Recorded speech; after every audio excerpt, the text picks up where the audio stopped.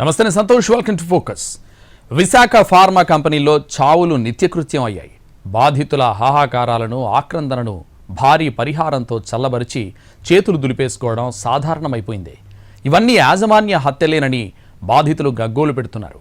నిర్లక్ష్యంతో నిండు జీవితాలను బలిపీఠం మీద ఎక్కిస్తున్నారని, బాధ్యులను బోనెక్కించాలని కార్మిక సంఘాలు డిమాండ్ చేస్తున్నాయి. ఎంత ఘోర ప్రమాదం జరిగినా, ఎన్ని భయానక అనుభవాలు ఎదురైనా యాజమాన్యం మాత్రం తప్పించుకుంటోంది. ఇప్పటి వరకు ఒక్కరిని అరెస్ట్ చేసిన దాఖలాలు లేవు.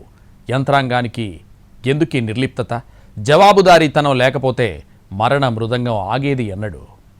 విశాఖ ఫార్మా పరిశ్రమల్లో ప్రమాదాలు విపత్తుగా మారుతున్నాయి. వరుస ఘటనలు భయానక అనుభవాలను పరిచయం చేస్తున్నాయి. ఏటా పదుల సంఖ్యలో దారుణమైన చావులు నమోదవుతున్నాయి. దీంతో ఫార్మా రంగం అంటేనే జనం వణికిపోతున్నారు.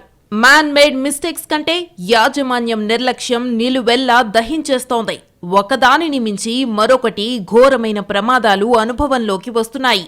భారీ విధ్వంసం వల్ల ప్రాణ ఆస్తి నష్టం సంభవిస్తోంది.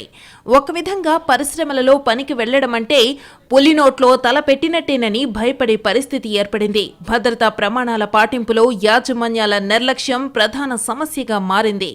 సేఫ్టీ ఆడిటింగ్, పిరియాడికల్ తనిఖీలు వంటివి కాగితాలకే పరిమితమవుతున్నాయి. ఫలితం భయానక వాతావరణం. ఫార్మా ప్రమాదాల్లో వెలుగులోకొచ్చేవి కొన్నే. అది కూడా పేలుళ్లు సంభవించినప్పుడో, మరణాల సంఖ్య 1కి మించి నమోదైతేనో బాహ్య ప్రపంచానికి తెలుస్తోంది. చాలా సందర్భాలలో పరిహారం చెల్లిస్తామనో, ఉద్యోగ భద్రత కల్పిస్తామనో హామీనిచ్చి బాధితుల నోళ్లు నొక్కి యాజమాన్యాలు చేతులు దులుపుకుంటున్నాయి. ఇవన్నీ ప్రమాదాలు కాదని, మేనేజ్మెంట్ నిర్లక్ష్యం కారణంగా జరుగుతున్న హత్యలనేది తేటతెల్లమవుతోంది. బాధ్యులపై చర్యలు ఉండటం లేదు. ఇప్పటి వరకు ఇండస్ట్రియల్ యాక్సిడెంట్లలో నమోదైన కేసుల్లో ఒక్కరిని అరెస్టు చేసినట్టు ప్రజలకు తెలియదు. ఈ పరిస్థితులు మారకపోతే నిండు ప్రాణాలకు వెలకట్టి వదిలించుకోవడం ఓ పద్ధతిగా మారిపోతుందని ఆందోళన వ్యక్తమవుతోంది. 5 ఏళ్ల కాలం, 120 ప్రమాదాలు, 119 మంది మృతి. ఇవేవి కాకిలెక్కలు కాదు, స్వయంగా రాష్ట్ర ప్రభుత్వం ప్రకటించిన గణాంకాలు. వీటిలో మ్యాన్ మేడ్ మిస్టేక్స్ కంటే యాజమాన్యాల నిర్లక్ష్యం వల్ల పోయిన ప్రాణాలే ఎక్కువ. భద్రతా ప్రమాణాలు పాటించని కారణంగా సంభవిస్తున్న మరణాలు ముమ్మాటికి హత్యలుగానే పరిగణించాలని డిమాండ్ ఉంది. ఎన్ని ఘోరాలు జరిగినా ఎంక్వైరీలు, హై లెవెల్ కమిటీలు తప్ప ఒక్కడు ఊచలు లెక్కెట్టి చేసిన పాపానికి శిక్ష అనుభవించడం లేదంటేనే డొల్లతనమేంటో బయటపడుతుంది. ఉమ్మడి విశాఖ జిల్లా పరిధిలో 3 ప్రత్యేక ఆర్థిక మండళ్లున్నాయి. పరవాడ, అచ్యుతాపురం, దువ్వాడ సెజ్లలో వందల సంఖ్యలో ఫార్మా పరిశ్రమలు ఏర్పాటయ్యాయి. ఇవి కాకుండా నక్కపల్లి, భీమునిపట్నం దగ్గర భారీ ఇండస్ట్రీస్ రసాయన ఉత్పత్తులు చేస్తున్నాయి. వీటిలో మల్టీనేషనల్ కంపెనీలు, దేశీయంగా బడా గ్రూపులు నడుపుతున్న ఇండస్ట్రీస్ ఉన్నాయి. ఇక్కడ ఫార్మాలో ఎక్కువ శాతం బల్క్ డ్రగ్ ని తయారు చేస్తున్నాయి. 90% కంపెనీలు రెడ్ జోన్ పరిధిలోనే ఉంటాయి.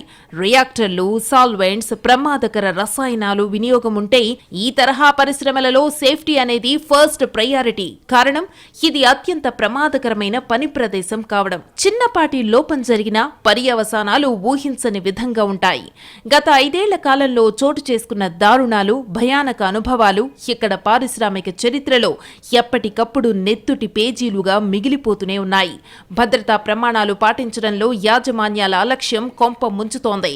సేఫ్టీ ఆడిట్, తనిఖీల నిర్వహణలో అధికార యంత్రాంగం వైఫల్యం, అపరాధులకు శిక్షల విధింపులో అలవి మాలిన జాప్యం కలిసి దేశీయంగా పారిశ్రామిక ప్రమాదాలు పెరుగుతున్నాయి.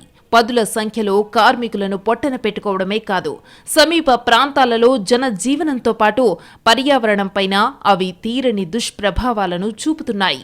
అచ్యుతాపురం సెజ్లోని అసెన్షియా ఫార్మా కంపెనీలో మొన్న సంభవించిన పేలుడులో 17 మంది సిబ్బంది కడతీరిపోయారు. 60 మందికి పైగా తీవ్ర గాయాల పాలయ్యారు.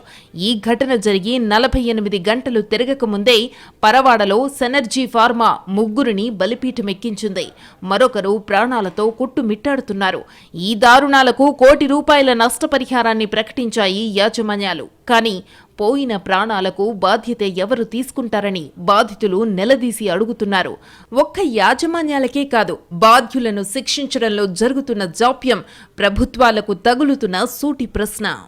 సెనర్జీ ఫార్మాలో యాక్సిడెంట్లో ప్రాణాలు కోల్పోయిన సూర్యనారాయణ ఫ్యామిలీ, అసెన్షియా మింగేసిన హారిక కుటుంబం రోదన అరణ్య రోదనగానే మిగిలిపోయింది. ఫార్మా పరిశ్రమల్లో జరుగుతున్నవి ప్రమాదాల, హత్యల? ఇదే ఇప్పుడు అసలు చర్చ. ప్రమాదాలే అయితే అందుకు ప్రభుత్వానిది ప్రధాన బాధ్యత కాదు. నిర్లక్ష్యమే నిప్పై మండుతుంది అంటే యాజమాన్యం చేసిన హత్యలుగా పరిగణించాలి. కానీ ఆ దిశగా చర్యలు మాత్రం కనిపించడం లేదు. నేరం చేసిన వాళ్లకు ఇప్పటి వరకు శిక్ష పడలేదు. ఒకవేళ ఎవరికైనా వేసి ఉంటే యంత్రాంగం ధైర్యంగా ప్రకటించిన దాఖలాలు లేవు. ఉమ్మడి విశాఖపట్నం జిల్లా పరిధిలో కొన్నేళ్లుగా తరచూ పారిశ్రామిక ప్రమాదాలు చోటు చేసుకుంటున్నాయి. కీలక యంత్రాల నిర్వహణలో నిర్లక్ష్యం, ప్రమాద సంకేతాలను గుర్తించే వ్యవస్థలను ఏర్పాటు చేయకపోవడం, తగిన అర్హత లేని వారితో పనిచేయించడం వంటివి పెను విపత్తులకు కారణమవుతున్నాయి. అత్యంత ప్రమాదకరమైన రసాయనాలను వినియోగించే పరిశ్రమల్లో ప్రమాణాల ఉల్లంఘనలు, అజాగ్రత్తలు దారుణ పర్యవసానాలకు దారితీస్తున్నాయి. నిర్దిష్టమైన అనుమతులేవీ లేకుండానే నడుస్తున్న కర్మాగారాలు కార్మికుల బతుకులతో చెలగాటమాడుతున్నాయి. దుర్ఘటనలు జరిగాక కళ్లు తెరుస్తున్న యంత్రాంగం అప్పుడు ఆయా పరిశ్రమల మూసివేతకు ఆదేశాలిస్తోంది. జవాబుదారీతనం లేకపోవడం, వ్యవస్థీకృతమైన అవినీతి, నిబంధనల ఉల్లంఘన ఇష్టారాజ్యంగా సాగుతోంది. ఫలితం వందల సంఖ్యలో ప్రాణాలు పోతున్నాయి. ఈ కారణంగా అర్ధాంతరంగా ఎన్నో కుటుంబాలు రోడ్డున పడుతున్నాయి. సంఘటన జరిగిన తరువాత కొద్ది రోజులు దాని చుట్టూనే ప్రభుత్వాలు ఫోకస్ చేస్తున్నాయి. పక్కా గైడ్ లైన్స్ ఫాలో అవ్వని యాజమాన్యాలను తాట తీసేస్తామని హెచ్చరిస్తున్నాయి. ఫైన్లు, శిక్షలు పేరుతో కన్నెర్ర చేస్తున్నాయి. కాలం గిర్రున తిరిగేసరికి ఎవరి పని వాళ్లది. బ్రతుకు తెరువు కోసం పనిచేసే కార్మికులు, ఉద్యోగులు సేఫ్టీ ఉంటే తప్ప పనిచెయ్యబోమని చెప్పలేరు. వాళ్లకు భద్రత కంటే నెల జీతమే ముఖ్యం. ఈ పని చెయ్యాల్సింది, చేయించాల్సింది ప్రభుత్వాలే. కానీ అది సక్రమంగా జరగటం లేదనేది అసలు సమస్య. ఆ దిశగా వైఫల్యాలను కప్పిపుచ్చుకునేందుకు ఎక్కువ ప్రాధాన్యతనిస్తున్నారని ఆరోపణలున్నాయి. ఎల్జీ పాలిమర్స్ ప్రమాదం సమయంలో అప్పటి ప్రభుత్వం యాజమాన్యాన్ని బాధ్యుల్ని చేసింది. విదేశీ కంపెనీ ప్రతినిధులను పోలీస్ స్టేషన్ గడప తొక్కించింది. కానీ దేశీయ పరిశ్రమల యాజమాన్యాలు మాత్రం ఎంతటి ఘోరం జరిగినా శిక్షలకు మేము అతీతులమన్నట్టే వ్యవహరిస్తున్నారు. కర్మాగారాలను సురక్షితంగా మార్చేందుకు సమీకృత కార్యాచరణ ప్రణాళికలను ప్రభుత్వాలు వెంటనే రూపొందించాలి. ప్రమాణాల అమలుకు బాధ్యత వహించే వ్యవస్థలను పటిష్టపరిస్తేనే విధ్వంసకర పారిశ్రామిక ప్రమాదాలు అదుపులోకొస్తాయి. పరిశ్రమలు ఎంత అవసరమో ప్రజలు ప్రాణాలు అంతకంటే ముఖ్యం. కానీ యాజమాన్యాల వైఖరి మాత్రం అందుకు పూర్తి భిన్నం. పెట్టుబడులు పెడుతున్నాం కాబట్టి ఎంతటి ఘోరాలు జరిగినా అవి ప్రమాదాలే తప్ప మాకు బాధ్యత లేదన్నట్టు వ్యవహరిస్తున్నాయి. భారీ పేలుడు జరిగి 17 మందిని పొట్టనబెట్టుకున్న ఎసెన్షియా పరిశ్రమ యాజమాన్యం ఇప్పటివరకు ప్రభుత్వానికి అందుబాటులోకి రాలేదంటే లెక్కలేనితనం ఎంతగా ఉందో అర్థమవుతుంది. పరిశ్రమలకు, పెట్టుబడిదారులకు ప్రభుత్వాలు పెద్దపీట వేస్తున్నాయి. ఉద్యోగాల కల్పన కోసం ఇవి అవసరమేనని చెబుతున్నాయి. ఇది ఎవరూ కాదనలేని వాస్తవం. ఉత్తరాంధ్రలో ఫార్మా పరిశ్రమల విస్తరణ ప్రారంభమైన తరువాతే వలసలు కొంతవరకు తగ్గాయనేది యథార్థం. ఎక్కడికో దూరం వెళ్లి పనిచేసుకోవడం కంటే స్వస్థలాలకు దగ్గర ఉపాధి లభిస్తుందనే కారణంతో ఎక్కువ మంది యువకులు ఇక్కడి పరిశ్రమలో చేరేందుకు ప్రాధాన్యతనిస్తున్నారు. వేల మంది పనిచేస్తున్న చోట భద్రత అనేది ఇప్పుడు చర్చనీయాంశంగా మారింది. 2012 జూన్ 13న విశాఖ స్టీల్ ప్లాంట్లో ఆక్సిజన్ ప్లాంట్ ట్రయల్ రన్ సందర్భంగా పేలుడు సంభవించి 11 మంది మృతి చెందారు. 2014 జూన్ 16న స్టీల్ ప్లాంట్లో కార్బన్ మొనాక్సైడ్ లీక్ జరిగి 2 చనిపోయారు. అదే ఏడాది డిసెంబర్ 27న మైలాన్ కంపెనీలో భారీ పేలుడికి మరో 2 బలయ్యారు. 2018లో పరవాడ సెస్లోని సైనార్ లైఫ్ సైన్సెస్లో రియాక్టర్ పేలుడుతో 2 మృతి చెందారు. 2019 డిసెంబర్ 27న స్మైలాక్స్ ల్యాబ్లో గ్యాస్ లీక్తో 2 ప్రాణాలు గాల్లో కలిసిపోయాయి. 2020 మేలో ఎల్జీ పాలిమర్స్ ప్రమాదంలో 13 మంది దుర్మరణం చెందారు. అదే ఏడాది ఆగస్టు 1న హిందుస్థాన్ షిప్ యార్డ్లో క్రేన్ కూలి 11 మంది ప్రాణాలు కోల్పోయారు.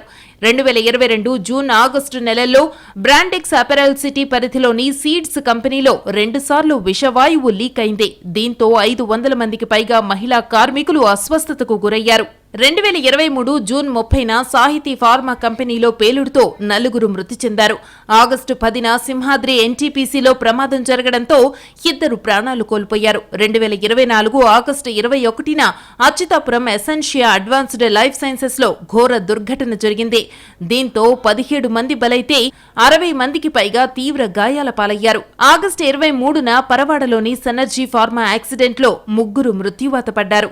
ఇవి కాకుండా 1 మాత్రమే మాత్రమే మృతి చెందినవి, కార్మికులు లేదా ఉద్యోగులు తీవ్ర గాయాల పాలైన ప్రమాదాలు విశాఖ పరిశ్రమల్లో నిత్యం జరుగుతూనే ఉంటాయి.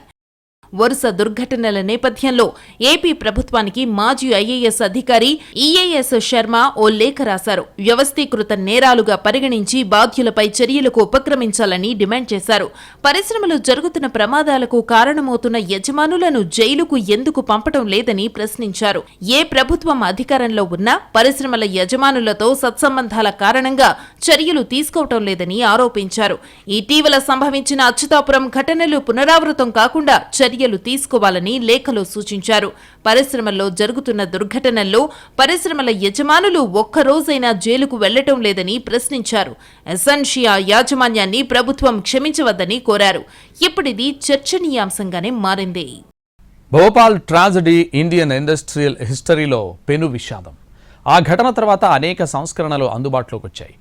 ఎప్పటికప్పుడు ఎస్ఓపీలు మారుతున్నాయి. మార్పు రానిదల్లా యాజమాన్యాల ఆలోచన ధోరణి. వాళ్లను దోషులుగా నిర్ధారించి బోనెక్కించే పద్ధతుల్లోనే విశాఖలో జరుగుతున్న వరుస ప్రమాదాలపై పోలీసులు కేసు నమోదు చేస్తున్నారు. కానీ శిక్ష పడింది ఎంతమందికి అంటే భూతద్దం పెట్టి వెతికినా కనిపించదు. 40 ఏళ్ల క్రితం మధ్యప్రదేశ్లోని భోపాల్లోని యూనియన్ కార్బైడ్ ఫ్యాక్టరీ నుంచి విషవాయువు లీక్ అయింది. దీంతో 15,000 మందికి పైగా ప్రాణాలు కోల్పోయారు. భారతదేశ చరిత్రలో ఇంత ఘోరమైన ప్రమాదం ఎప్పుడూ జరగలేదు. 6 లక్షలకు పైగా జీవితాలు ప్రభావితమయ్యాయి. ఆ ఉత్పాతం అనేక పాఠాలు నేర్పించింది. కానీ పరిశ్రమల్లో భారీ ప్రమాదాలు ఆగలేదు సరికదా, వాటి తీవ్రత మరింతగా పెరుగుతోంది. మరణాల సంఖ్య మాటలకు అందటం లేదు. భోపాల్ ప్రమాదానికి విశాఖలో 4 ఏళ్ల క్రితం జరిగిన ఎల్జీ పాలిమార్ ఘటనకు చాలా దగ్గర పోలికలున్నాయి. అప్పటి ప్రభుత్వం స్పందించడం కాస్త ఆలస్యమయ్యున్నా గ్యాస్ లీక్ కాకుండా స్టెరీన్ ట్యాంకులు పేలిపోయి ఉండేవి. దీంతో ఇప్పటి విశాఖ రూపురేఖలను కోల్పోయి ఉండేది. ఎంతటి ఘోర ప్రమాదం సంభవించినా నమోదయ్యే సెక్షన్లు మాత్రం ఒకే విధంగా ఉంటున్నాయి. 17 మందిని బలి తీసుకున్న ఎసెన్షియా ఫార్మా యాజమాన్యంపై బిఎన్ఎస్ 106(1), 125(a)(6), 125(b) సెక్షన్ల కింద కేసు నమోదైంది. నిర్లక్ష్యం సహా వివిధ అభియోగాలు కారణంగా చూపిస్తూ నమోదైన ఈ సెక్షన్ల పరిధిలో శిక్ష పడితే కనీసం 3 నుంచి 5 ఏళ్ల కారాగారం తప్పదు. ఎసెన్షియానే కాదు, సెనర్జీ ఫార్మా ప్రమాదంపైన దాదాపు ఇదే సెక్షన్లు నమోదయ్యాయి. ఇక్కడ కేసులు పెట్టడం, విచారించడం అనేది ఎంత ప్రధానమో బాధ్యులకు శిక్ష పడడమూ అంతే ముఖ్యం. ఒకరి మీద చర్యలు మొదలైతే పరిశ్రమల ప్రమాదాలకు యాజమాన్యాల బాధ్యత తీసుకోవడం సాధ్యమవుతుంది. ఎల్జీ పాలిమర్స్ ఘటనలో చేయాల్సిందంతా రాష్ట్ర ప్రభుత్వమే చేసినప్పటికీ దారుణానికి కారణమైన యాజమాన్యంపై బాధితుల పోరాటం ఆగలేదు. అంతర్జాతీయ స్థాయిలో ఈ దారుణాన్ని ఎండగట్టేందుకు నిర్విరామంగా ప్రయత్నిస్తూనే ఉన్నారు.